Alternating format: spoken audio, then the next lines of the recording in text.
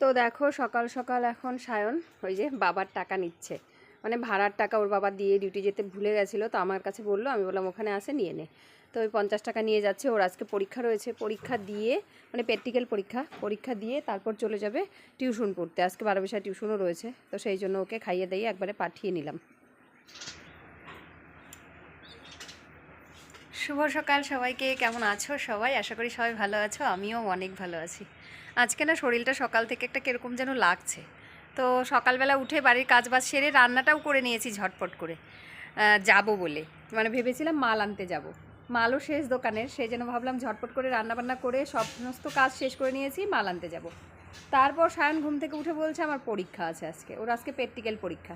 আর ও পরীক্ষা দিতে গিয়ে মানে পরীক্ষা দিতে যাবে আর বাড়ি আসবে না, মানে আসবে আবার যাবে, তো অনেকটা দূরত্ব হয়ে যায়।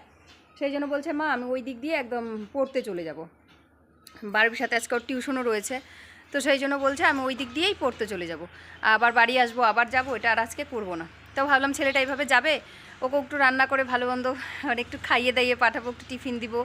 আর যদি আমি সকালবেলা উঠে মাল আনতে চলে যাই, ও 9:30 বাজে, এখন কিন্তু পরীক্ষা দিতেও চলে গেছে, এখন 9:30 বাজে। তো আমি ওকে দিতে পারতাম না ঠিকঠাক করে, হয়তো এতক্ষণে আমি আসতাম বা বাসে থাকতাম, সেই জন্য ক্যান্সেল করলাম মাল আনতে যাওয়াটা। গিয়ে দাদাকে ফোন করলাম, মানে মালওয়ালা দাদাকে, যেই দাদার দোকান থেকে মাল নেই তাকেই ফোন করলাম যে দাদা আজকে আমি যাব না, আমার মালগুলো একটু পাঠিয়ে দাও বাসে। বললো কি কি, তো অর্ডারটা দিয়ে দিলাম, দাদা বাসে পাঠিয়ে দিয়েছে। মা শোভা বাসে আমার মালও আসছে, এখন বাস স্ট্যান্ডে যাবো মালগুলো নিয়ে আসতে। 10:30টায় বাসটা ঢুকবে, তার আগে যাবো আমি বাস স্ট্যান্ডে। আর এখন সায়ন চলে গেল পরীক্ষা দিতে, তোমরা তো দেখলেই সায়ন গেল। তো এখন আমিও একটু খেয়ে নিয়েছি, শরীরটা একদম ভাল লাগছে না, কেমন একটা ক্লান্তি ক্লান্তি ভাব শরীরে। এখন রেডি হয়ে, মানে নাইটিটা রেডি হয়ে বলতে বাস স্টপে যাবো, এইভাবেই যাব, শুধুমাত্র নাইটিটা চেঞ্জ করে একটা কুর্তি পরবো, পরে বাস স্ট্যান্ডে যাবো। গিয়ে টোটো পাওয়া আবার মানে বিশাল মুশকিল ব্যাপার, এই সময় সবাই স্কুলে যায়, তো টোটোগুলো সব স্কুলের ভাড়া থাকে, পাওয়া যায় না।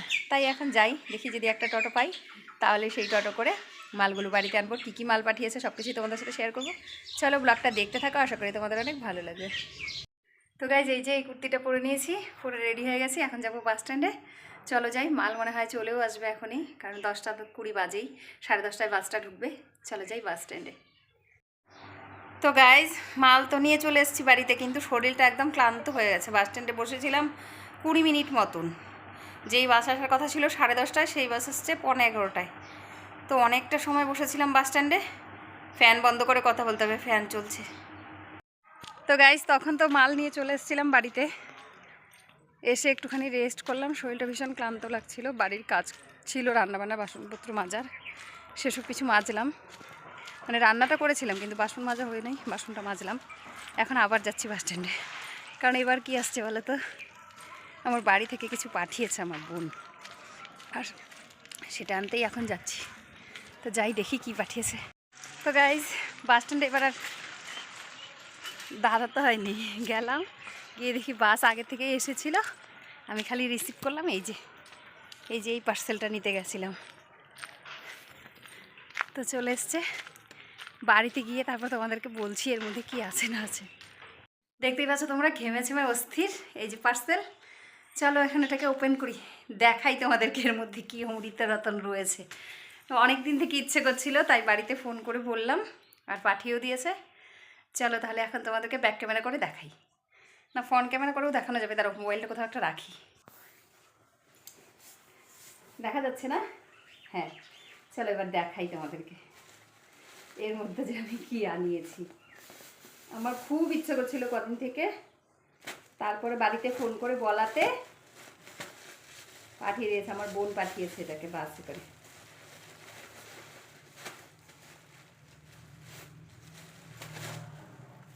এই দেখো, এটা হলো বাড়ির চাল, মানে জমির ধানের চাল এটা। এই যে এটার ভাত খাবো, এই একটা। আর এইটার মধ্যে রয়েছে যেটা আমার ইচ্ছে হচ্ছিল ভীষণভাবে খেতে, মানে একদম কদিন থেকে, 4-5 দিন থেকে নাগাদ তার মনটা টানছিল যে যদি খাই। আর টানছিল কি থেকে জানো, ধরো ইউটিউবে একটা ভিডিও দেখি, ইউটিউবে আমি একটা ভিডিও দেখি, তারপর থেকে আমার ভীষণ খেতে ইচ্ছে করছিল। দাঁড়া সামনে এনে ব্যাক ক্যামেরা দিয়ে দেখাই তোমাদেরকে, আমি তোমরা বুঝতে পারবে না যে অ্যাকচুয়ালি জিনিস। এই দেখো, এটা হলো খুদি চাল। বাড়ির চাল মিল থেকে কুটিয়ে আনার পর যে ঝাড়ার পরে এই খুদটা বের হয়, আর এই খুদ দিয়ে তৈরি করা হয় বউখুদি, যেটা খেতে আমার ভীষণ ভালো লাগে। আমি ইউটিউবে কদিন আগে ভিডিও স্ক্রল করতে করতে আসলো, আর একটা ভিডিওতে দেখছিলাম যে সবাই বউখুদি খাচ্ছিল, সেই দেখে আমার ভীষণ খেতে ইচ্ছে হয়েছে। এরকম না যে আমি কোনোদিন খাইনি, আমি আজকের থেকে প্রায় 25-26 বছর আগে একবার মা বাড়িতে বানিয়েছিল, তখন খেয়েছিলাম। আর কোনো দিন খাইনি, বিশ্বাস করো, সেই একবার ফার্স্ট ট্রাই করেছি, আর এটা আবার করব। তো সেই জন্য বাড়ির থেকে এগুলো পাঠিয়েছে। আমার মনে হয় মেয়েদের সমস্ত ইচ্ছা কিন্তু বাবার বাড়ির লোকরাই পূরণ করে। যদি মা থাকে তাহলে তো কথাই নেই, মানে একবার ফোন করো আর আওয়াজটা শুনেই বুঝতে পারবে যে তোমার কি হয়েছে আর কি না। তো তেমনটাই হয়েছিল, আমিও বাড়িতে ফোন করে বলার পর এই চালগুলো পাঠিয়েছে। আর এখন দোকান পেতে এসেছি, দোকানে কিন্তু কেউ নেই, কারণ সায়ন সকালেই দেখলে বেরিয়ে গেছে, ও এখনও আসেনি। ও আস্তে আস্তে অনেকটা লেট হয়ে যাবে, ও আস্তে আস্তে ধরো প্রায় 7:30।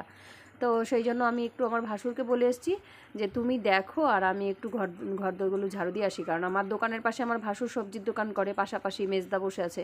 সেই জন্য আমার একটু শান্তি, যে কমসে কম লোক আসলে ডাকবে তো বলো। সেই জন্য আমি এদিকে এসে ঝটপট করে তাড়াহুড়ো করে বিকালবেলার কাজগুলো সেরে নিচ্ছি। এই ঘর ঝাড় দেওয়া, তারপর জল ভরা, এইসব বিকালের কাজ থাকে। তো গাইজ, আমার বিকেলবেলার সমস্ত কাজ শেষ। দুপুরে খাওয়া দাওয়া করে ঘুমিয়ে পড়েছিলাম। আর আজকে কি কি রান্না হয়েছে সেটা দেখাইনি। আচ্ছা বলেই দিই, রাত্রেবেলা দেখাবো নি। আজকে রান্না হয়েছে ডাটা আলু দিয়ে আলুর দম, মানে ঘরে একটু ডাটা ছিল, সেটাও আলুর দমের মধ্যে দিয়ে দিয়েছি। আমি ডাটা খেতে ভীষণ ভালোবাসি সেই জন্য। আর উচ্ছে ভাজা, ঢেঁড়স সেদ্ধ, এই হলো আজকে রান্নাবান্না ছিল। তো আজকে দেখাইনি তোমাদেরকে, রাতে খাওয়ার সময় একবারে দেখাবো, এখন বলে দিলাম। এখন বাজে বিকেল 4:30, আর আমি জল টল ভরে এখন গিয়ে দোকানে বসবো। জল ভরে নিয়েছি যে 1 বোতল, এটা দোকানে বসে খাওয়ার জন্য। আর আগে সব জল ঘরের জল ভরেছি, লাস্টে এটা। চোখ মুখটা ধুয়ে নিয়েছি, কারণ ভীষণ গরম পড়ে গেছে, ভীষণ। তো চলো ব্লগটা দেখতে থাকো, আশা করি তোমাদেরও ভালো লাগবে। কন্টিনিউ করো। সায়ন পড়তে চলে গেছে স্কুল দিয়ে, ওইদিকেই পরীক্ষা দিয়ে ওইদিকে চলে গেছে টিউশন পড়তে। বাড়ি আসতে আসতে অনেক দেরি, 7টা 7:30 তো বেজেই যাবে। চলো আসলে পরে সায়নকেও দেখাচ্ছি। দেখো, পুরো খেপি পাগলি হয়ে এখানে বসে আছি, দোকানে বসেছি, কিন্তু আমার মাথাটা এত যন্ত্রণা করছিল তোমাদেরকে বলে বোঝাতে পারবো না। সেই জন্য মনে হচ্ছিল ভুরুর আইব্রুর পাটগুলো যদি কেউ একটু টিপে টিপে দিত, মাথায় একটু তেল দিয়ে দিত, কি মজা লাগতো। কিন্তু কি করব বলো, সায়ন বাড়িতে থাকলে ওকে বলতাম একটু দোকানে বস, আমি ভেতরে গিয়ে তেল দিয়ে আসি, কিন্তু সেটাও করা হবে না, কারণ সায়ন নেই। আর সেই জন্য আমি একা একাই বসে মাথাটাকে হাতাচ্ছিলাম চুলটা এলোমেলো করে, কারণ ভীষণ মাথা যন্ত্রণা হচ্ছিল জানো। আর মনে হচ্ছিল কি কেউ যদি কপালটা একটু টিপে দিত, তো সেটা তো আর হবে না। নিজে নিজেই একটু কপালের দিকে টিপছিলাম, আইব্রুর পাশগুলো, এই যে এই পাশগুলো দেখো, ভীষণ যন্ত্রণা হচ্ছিল। মনে হচ্ছিলো এইভাবে টিপে টিপে নাকটা এইভাবে যদি কেউ একটুখানি মালিশ করে দিত, শুয়ে থাকতাম, তাহলে 10 মিনিটের মধ্যেই হয়তো ব্যথাটা কমে যেত। কিন্তু সেই ভাগ্য নিয়ে আর কোথায় জন্মেছি বলো, নিজেকেই সমস্ত কিছু করতে হয়। চলো খেপি পাগলির মতো এখানে এখন কিছুক্ষণ বসবো, মানে ইচ্ছে না থাকলেও দোকান তো করতেই হবে বলো। পয়সা ভাই, পয়সা পয়সা সব কিছু করায়। তো চলো এখন যাই ঘরে, দোকান তুলে। তো গাইস দেখো, দোকান বন্ধ করে এসে ঘরে তো চলে এসেছি অনেকক্ষণ আগে। এসে একটুখানি মাথাটায় তেল দিয়ে কিছুক্ষণ রেস্ট করলাম, আর এখন বসিয়েছি ভাত। রাতের ভাতটা আমি সবসময় সসপ্যানে করার চেষ্টাই করি, কারণ রাতে এত কিছু লাগে না, রুটি করি সব সময়। আজকে রুটি করলাম না, ভাতই করে নিলাম। এই যে বললাম না তোমাদেরকে মাথা যন্ত্রণা হচ্ছে, সেই জন্য এখন খেতে চাই না। চলো আজকের ব্লগটাকে এখানেই শেষ করে দিচ্ছি। সবাই ভালো থেকো, সুস্থ থেকো, দেখা হবে কালকে একটা নতুন ভিডিওর সাথে। আর আমার সায়ন কিন্তু চলে এসেছে, ওকেও এখন খাইয়ে দিতে হবে, কারণ ভাবলাম একটু গরম গরম ভাতটাই ওকে দিই। টাটা, খেতে দিয়ে দেবো।